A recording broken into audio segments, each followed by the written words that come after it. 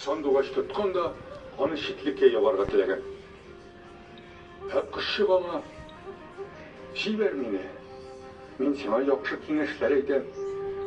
Бәлки ярап қояр деген. Шыннан бай Сандуғашны жіберге болған.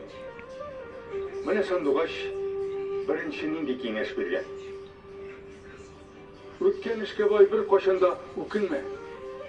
Екінші кеңеші. Ақылға сыймас сөзге ышанма.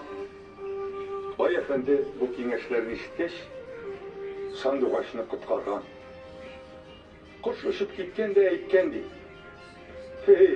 Мені жіберіп, нашар ішледің бит бай.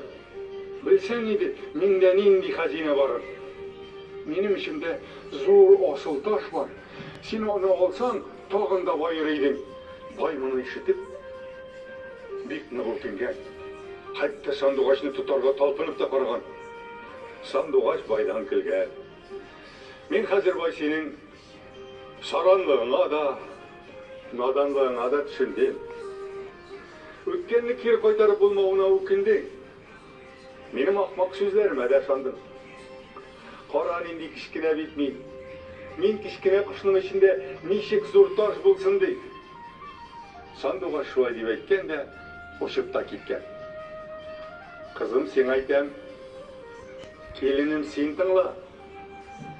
Юк барға өкінгенші, буш сөзлерге шанғаншы, нықлап бір ойлауың яқшырақ болмас мı?